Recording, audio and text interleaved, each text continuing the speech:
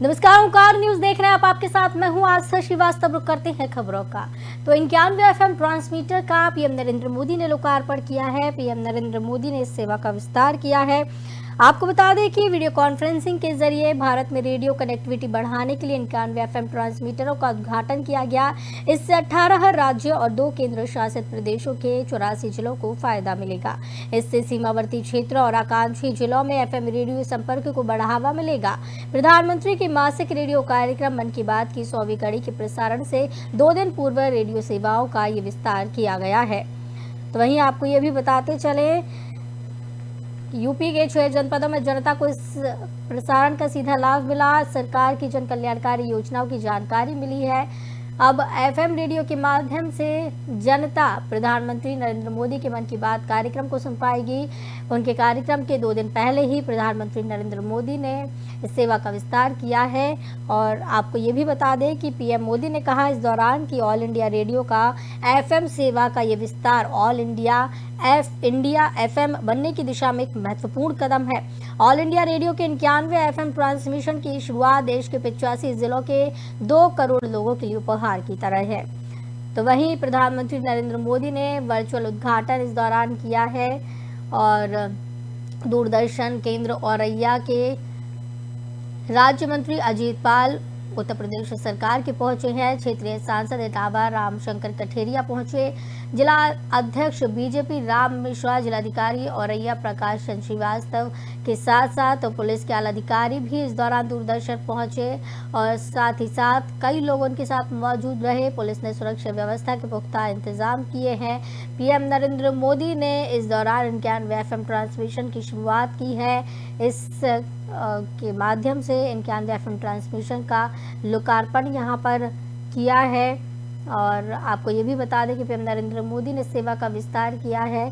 दूरदर्शन पहुंचे हैं राज्य मंत्री अजीत पाल, क्षेत्रीय सांसद इटावा रामशंकर कठेरिया, जिला अध्यक्ष बीजेपी राम मिश्रा, जिलाधिकारी औरैया प्रकाश चंद्र श्रीवास्तव और साथ ही पुलिस के आला अधिकारी। जिसके आपको बता दें कि पीएम के इस कार्यक्रम को यहाँ लाइव देखा गया।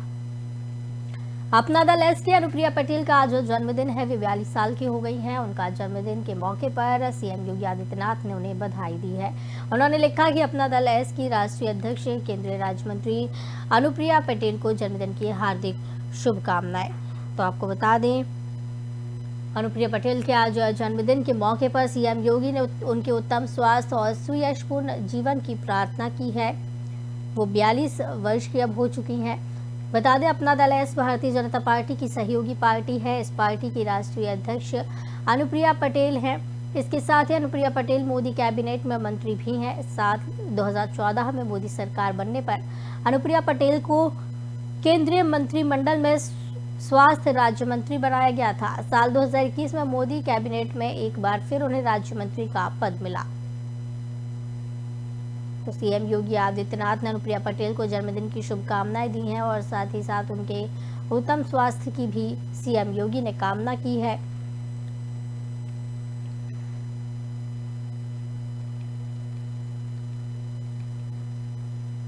कौशाम्बी में अतीक अहमद की पत्नी शाइस्ता परवीन की तलाश में छापेमारी लगातार की जा रही है। पुलिस ने शहर के कई इलाकों में फ्लैग मार्च निकाला और आम जनता से अपील की है कि किसी भी अपराधी को घर में पनाह ना दें। इस दौरान आपको बता दें, कौशाम्बी में शाइस्ता को ढूंढा जा रहा है और लंबे समय से शाइस्ता परवीन फरार बताई जा रही है। गुड्डू मुस्लिम भी फरार बताया जा रहा है। लेकिन जैसे ही सूचना मिली पुलिस को शाइस्ता परवीन को लेकर, पुलिस ने कौशाम्बी में छापेमारी शुरू की और भारी संख्या में पुलिस और पीएसी के जवान इस दौरान मौजूद रहे हैं। अतीक की पत्नी शाइस्ता परवीन से जुड़ी हुई लोकेशन कौशाम्बी में मिली, जिसके बाद पुलिस एसटीएफ यहां पहुंची और शाइस्ता परवीन को ढूंढने की कोशिश की। इस दौरान फ्लैग मार्च इस दौरान निकाला गया और साथ ही साथ पुलिस ने लोगों से अपील की है कि किसी भी अपराधी को अपने घर में पनाह ना दें। शाइस्ता परवीन फरार बताई जा रही है लंबे समय से। गुड्डू मुस्लिम भी उनके साथ फरार बताया जा रहा है और ढूंढने की कोशिश लगातार दोनों को की जा रही है। अभी तक शाइस्ता परवीन का कुछ भी पता नहीं चल पाया, लेकिन वही बताया जा रहा है कि यूपी एसटीएफ अब इन दोनों के करीब तक पहुंच गई है। यूपी एसटीएफ को जानकारी मिली कि गुड्डू मुस्लिम और शाइस्ता एक साथ ही छुपे हैं। एटीएफ की टीम कौशाम्बी में लगातार छापेमारी कर रही है। एसटीएफ की टीम एक्शन मोड में है। बताया जा रहा है कि गुड्डू मुस्लिम और शाइस्ता दोनों कौशाम्बी में छिपे हुए हैं। पुलिस और एसटीएफ की टीमें अलर्ट मोड पर हैं और ताबड़तोड़ छापेमारी कर रही है। यूपी पुलिस ने गुड्डू मुस्लिम पर 5 लाख का और शाइस्ता परवीन पर 50,000 का इनाम रखा है। पुलिस शाइस्ता को इसलिए भी नहीं ढूंढ पा रही क्योंकि आज तक शाइस्ता परवीन लोगों के सामने बिना बुर्के के कभी नहीं आई है। जब भी शाइस्ता परवीन लोगों के सामने आती है तो हमेशा वो बुर्के में आती है। सोशल मीडिया पर शाइस्ता की 4 से 5 फोटो ही ऐसी हैं जो बिना बुर्के की है और वो भी फोटो बहुत साल पुरानी है। इसलिए शाइस्ता परवीन को ढूंढने में पुलिस को काफी कठिनाइयों का सामना करना पड़ रहा है। बता दें कि उमेश पाल हत्याकांड में शामिल 3 शूटर्स अभी भी फरार हैं। इनमें गुड्डू मुस्लिम, अरमान और साबिर शामिल हैं। 2 शूटर गुलाम और असद का पुलिस एनकाउंटर कर चुकी है। इसके अलावा उनके एक सहयोगी अरबाज को भी पुलिस ने एनकाउंटर में मार गिराया था। बता दें उमेश पाल हत्याकांड मामले में शाइस्ता परवीन आरोपी है। इस घटना के बाद से ही पुलिस शाइस्ता परवीन की तलाश कर रही है। पुलिस का मानना था कि शाइस्ता परवीन अपने बेटे असद के जनाजे पर पहुंचेगी, लेकिन ऐसा नहीं हुआ। शाइस्ता ने अपने पति अतीक अहमद की अंतिम विदाई में भी शिरकत नहीं की। माना यह भी जा रहा था कि अतीक का गैंग संभालने की फिराक में शाइस्ता है। मीडिया की रिपोर्ट्स के अनुसार अतीक के ही लोकल नेटवर्क का इस्तेमाल कर शाइस्ता परवीन पुलिस से बच रही है, लेकिन शाइस्ता और गुड्डू मुस्लिम के कौशाम्बी में होने की सूचना पुलिस को जैसे ही लगी, पुलिस यहां पर पहुंची और आपको बता दें कि मार्च निकालकर लोगों से अपील की है कि किसी भी अपराधी को अपने घर में पनाह ना दें।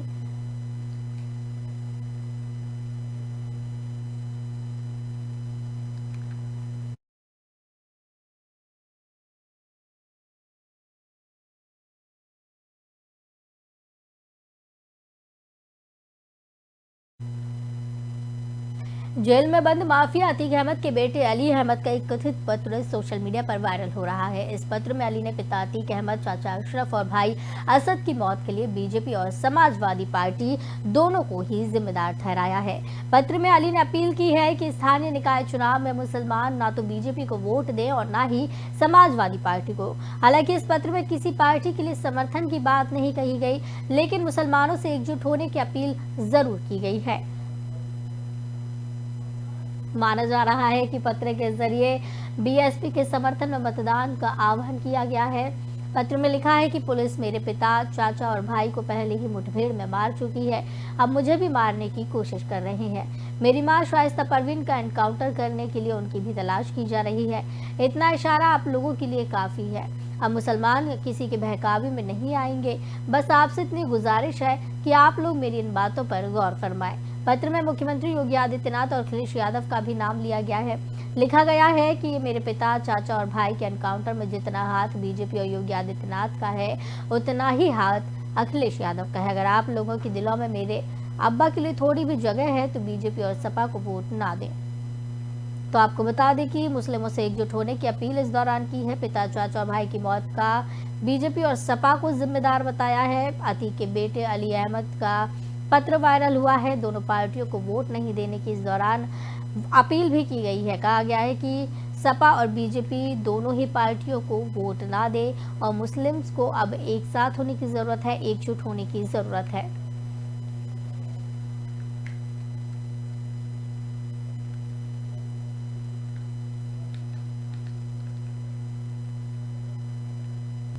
दिल्ली के जंतर मंतर पर धरने पर बैठी अंतर्राष्ट्रीय महिला खिलाड़ियों के मामले में बीजेपी सांसद ब्रजभूषण सिंह की मुश्किलें लगातार बढ़ रही हैं।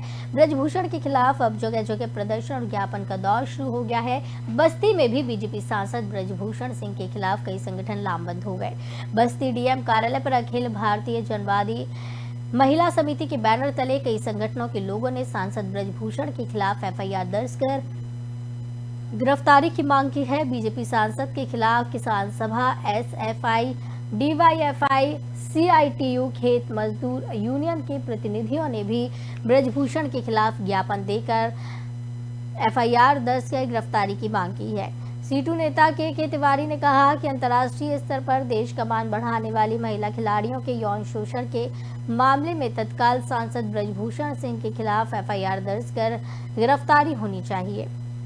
तो कई संगठनों ने मिलकर प्रदर्शन किया है। ब्रजभूषण सिंह की गिरफ्तारी की मांग लगातार की जा रही है और दिल्ली में जंतर मंतर पर यह प्रदर्शन चल रहा है, लेकिन यूपी और तमाम जगहों पर मांग की जाने लगी है। ब्रजभूषण की गिरफ्तारी को लेकर ज्ञापन देने का सिलसिला लगातार चल रहा है। कई संगठनों ने इसी के चलते आपको बता दें कि प्रदर्शन किया।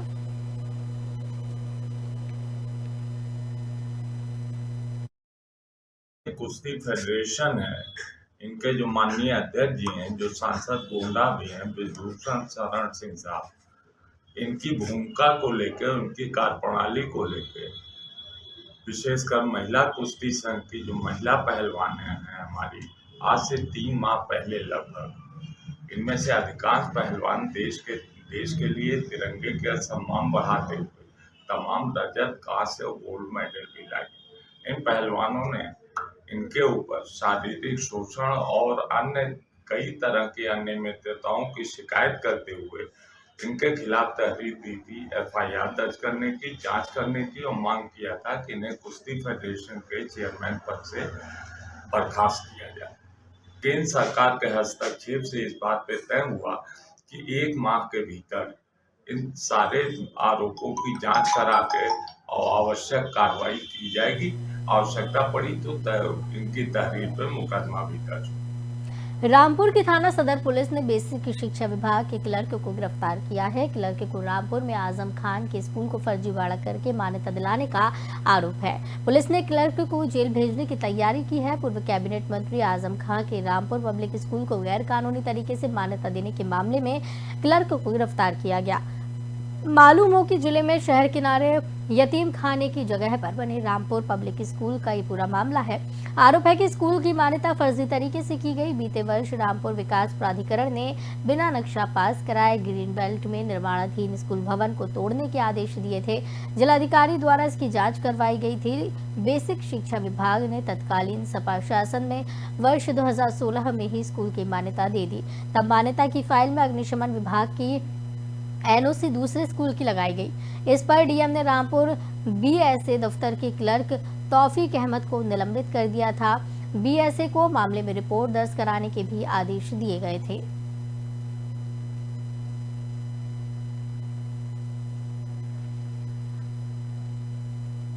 चंदौली जिला मुख्यालय की कमलापति संयुक्त अस्पताल के चिकित्सकों ने युवक के शव को बगैर ढके मोर्चरी में भेज दिया। ये मामला प्रशासन तक पहुंच चुका है। मामले का संज्ञान लेते हुए डिप्टी CM ब्रजेश पाठक ने CMO डॉक्टर युगल किशोर राय से जांच करके 3 दिन के अंदर रिपोर्ट मांगे थे और इस दौरान निर्देश दिए। माना जा रहा है कि जांच पूरी होने के बाद जिला अस्पताल के एक चर्चित चिकित्सक के खिलाफ शासन स्तर से कार्रवाई की गाज गिर सकती है। बता दें 23 अप्रैल को सकलडीहा कस्बे के सघन क्षेत्र तिराहे के सामने एक ट्रैक्टर और मोटरसाइकिल के आमने सामने लड़ने से मोटरसाइकिल सवार की मौत हो गई। शव की शिनाख्त बलुआ थाना क्षेत्र के बल्लीपुर चकई गांव निवासी चंद्रमा राम के रूप में हुई है। लोगों ने मृतक को एम्बुलेंस की मदद से जिला अस्पताल भेजा, जहां जांच के बाद चिकित्सकों ने मृत्यु होने की पुष्टि कर दी। इसके बाद चंद्रमा राम के शव को बगैर ढके स्ट्रेचर पर रखकर मॉर्चरी हाउस भेज दिया। कर्मियों द्वारा छत विछत शव को स्ट्रेचर पर लेकर मॉर्चरी ले जाने का वीडियो भी सोशल मीडिया पर अब वायरल हो रहा है। ऐसे में इसी मामले का डिप्टी CM ब्रजेश पाठक ने संज्ञान लिया। उन्होंने ट्वीट करके जानकारी साझा की है। डिप्टी CM ने CMO डॉक्टर युगल किशोर राय को जांच करके 3 दिन के अंदर रिपोर्ट भेजने के निर्देश दिए हैं।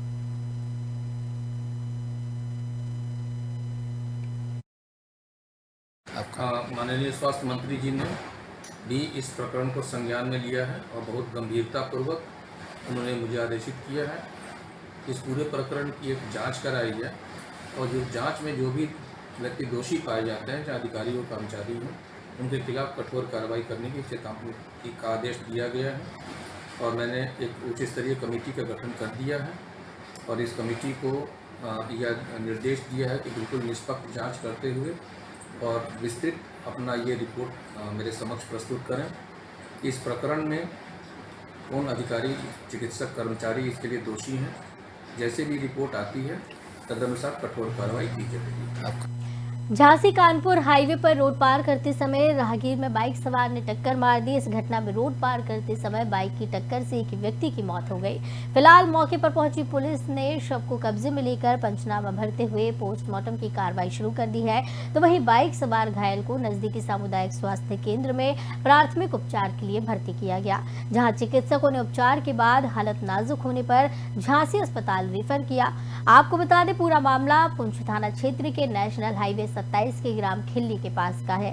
प्रत्यक्षदर्शी दशरथ सिंह के मुताबिक बाइक सवार ने 45 वर्षीय रामलाल आदिवासी में जोरदार टक्कर मारी। इस दौरान उसकी मौके पर ही दर्दनाक मौत हो गई, जबकि बाइक सवार उदय भान निवासी काशीपुरा गंभीर रूप से घायल हुआ। घटना की सूचना लगते ही पुलिस मौके पर पहुंची और मृतक व्यक्ति के शव को कब्जे में लेकर पंचनामा भरकर पोस्टमार्टम की कार्रवाई में जुट गई। तो वहीं घायल को आनंद फानंद में एम्बुलेंस के माध्यम से सामुदायिक स्वास्थ्य केंद्र में उपचार के लिए भर्ती करवाया, जहां हालत नाजुक होने पर झांसी अस्पताल रेफर कर दिया गया।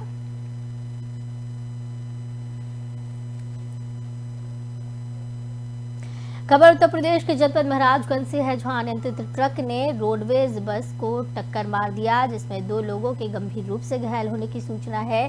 घटना करीब 2 बजे रात में बताई जा रही है, जहां सनौली की तरफ से आ रही ट्रक ने अस्पताल चौराहे के मोड़ पर गोरखपुर से आ रही रोडवेज बस को इस दौरान टक्कर मार दी है और तेज रफ्तार कहर का इस दौरान नजारा देखने को मिला।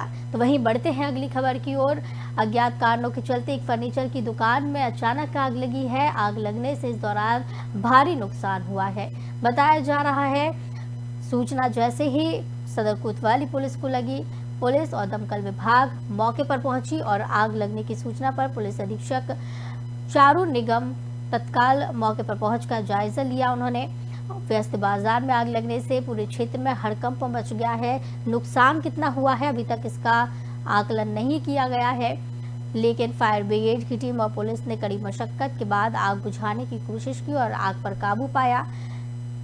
और यह सदर कोतवाली क्षेत्र की तिलक इंटर कॉलेज के पास का ये पूरा मामला बताया जा रहा है, जहां एक फर्नीचर की दुकान में अचानक आग लगी। आग लगने की वजह से नुकसान काफी हुआ, लेकिन अभी तक आकलन नहीं किया जा सका है कि कितना नुकसान हुआ है।